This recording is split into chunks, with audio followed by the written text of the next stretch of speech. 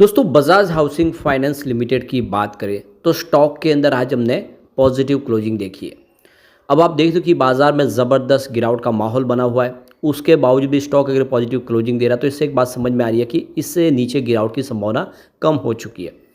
अब इसके बीच में एक जो बड़ी अपडेट निकल के आ रही है, बजाज हाउसिंग फाइनेंस लिमिटेड ने जो अपना आईपीओ लाया था उसको लेकर उनकी जो मॉनिटरी एजेंसी है केयर एज, उन्होंने अपनी रिपोर्ट जारी कर दी है, जिसको इस वीडियो के माध्यम से हम डिस्कस करने वाले हैं।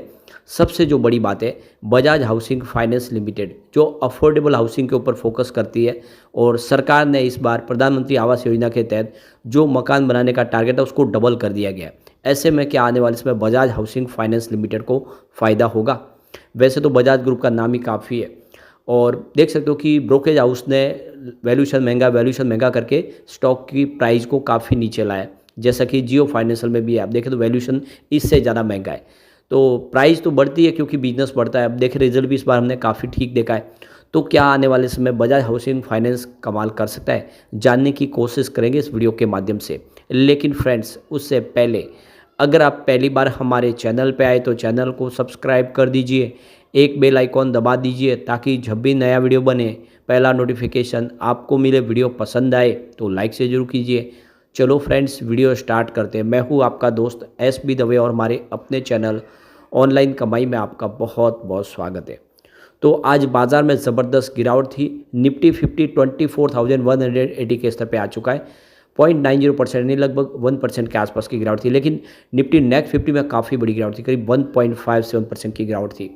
और ये निफ्टी मिड कैप 100 की बात करें तो करीब 2% के आसपास की ज़बरदस्त गिरावट। निफ्टी स्मॉल कैप 100 में 2.20% की गिरावट। तो ये क्लियरली देख सकते हो कि आज मिड कैप स्मॉल कैप की ज़बरदस्त धुलाई हुआ है।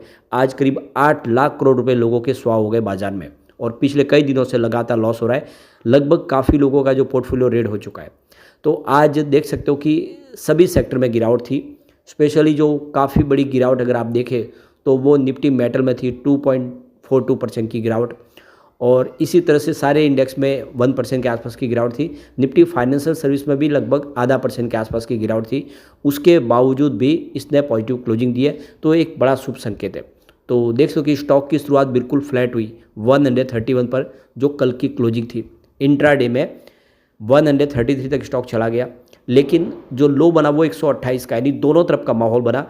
लो में 128 तक चला गया स्टॉक, लेकिन निचले लेवल से खरीदारी काफ़ी अच्छी दिखाई दी और इसकी वजह से क्लोजिंग ऊपर की तरफ रही 131 पर, जहाँ पे 0.30% की तेजी थी। या यूँ कह सकते हैं कि फ्लैट क्लोजिंग दिया, लेकिन कम से कम निचले लेवल से रिकवर हो गया है।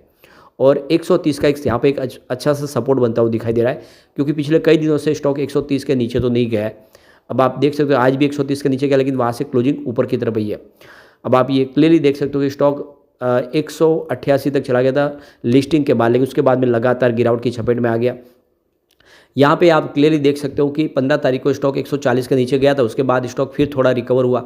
लेकिन अब आप देख सकते हो कि पिछले 2 ट्रेडिंग से स्टॉक काफ़ी नीचे है। कल भी 131 के आसपास स्टॉक था और आज भी क्लोजिंग उसके आसपास। तो उससे एक बात समझ में आ रही है कि यहाँ से एक सपोर्ट मिलता हुआ दिखाई दे रहा है, वॉल्यूम थोड़ा सा बढ़ता हुआ दिखाई दे रहा है। ये एक अच्छी बात है इसके लिए। पिछले 1 महीने पहले इसका 4 करोड़ का वॉल्यूम था, 1 करोड़ की डिलीवरी उठाई गई थी। 1 वीक पहले 2 करोड़ का वॉल्यूम होता, सामने 93 लाख की डिलीवरी बेस काम हुआ। कल 2 करोड़ का वॉल्यूम और 1 करोड़ का डिलीवरी बेस काम हुआ, लेकिन आज 3 करोड़ का वॉल्यूम हो गया है। यानी काफ़ी दिनों के बाद वॉल्यूम बढ़ा है। इसका मतलब बड़े फंड हाउस निचले लेवल से खरीदारी कर रहे हैं।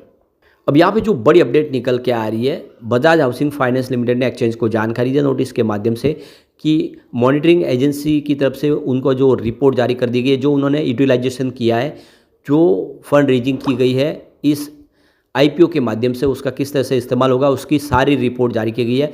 तो ये जो पैसे का पूरा इस्तेमाल होने वाला है या जो हो चुका है उसकी मॉनिटरिंग करेगी केयर एज, और केयर एज ने इसको अपनी रिपोर्ट जारी कर दी है। और हर कंपनी जब वह आईपीओ लाती है या क्यूआईपी लाती है, किसी भी तरह से फंड रेज करती है, तो उसके ऊपर तो आप मॉनिटरिंग एजेंसी उसकी सारी मॉनिटरिंग करती है किस तरह से पैसे का इस्तेमाल हुआ है। यानी ऐसा नहीं है कि किसी ने आईपीओ लाया या फिर क्यूआईबी लाया और पैसे रेज कर लिया और उसके बाद में अपनी मर्जी से इस्तेमाल करेंगे, ऐसा नहीं है। हर पैसे का हिसाब देना होता है और ये जो जितनी रेटिंग एजेंसियां हैं वो इसकी मॉनिटरिंग करती है और हर क्वार्टर के बाद उसकी रिपोर्ट जारी की जाती है। तो इसकी रिपोर्ट आ चुकी है। तो यहाँ पे देखो कि मॉनिटरिंग एजेंसी की तरफ से इस आईपीओ के माध्यम से जो 3,560 करोड़ रुपीज़ की जो रकम थी उसका किस तरह से इस्तेमाल होना है और कहाँ पे पैसे इस्तेमाल किस तरह से किए जाएंगे और या हो चुके हैं, उसकी यहाँ पे मॉनिटरिंग एजेंसी ने डिटेल रिपोर्ट जारी की है। काफ़ी बड़ी रिपोर्ट है, उसको सारे को हम डिस्कस यहाँ पे नहीं कर पाएंगे, लेकिन अब यहाँ पे मॉनिटरिंग एजेंसी की तरफ से इस 3560 करोड़ रुपए की रकम की डिटेल जानकारी शेयर की गई है। देख सकते हो कि एक्सचेंज को जो जानकारी दी गई है मॉनिटरिंग एजेंसी के माध्यम से, उनमें कहा गया कि जो 3,560 करोड़ रुपीज़ की जो रकम यहाँ पे मिली है उसमें से 2,000 करोड़ रुपीज़ की जो रकम है उसका यूटिलाइज हो चुका है डिसबर्समेंट के माध्यम से, और जो बैलेंस रकम है वो 1500 करोड़ है, जिसमें देख दो कि 0.45 करोड़ का जो खर्च है शेयर इशू किया उसमें खर्च हुआ है। तो यहाँ पे कंपनी ने देख सकते हो कि अपनी जो रकम है उसमें 2,000 करोड़ ऑलरेडी इस्तेमाल कर ली है।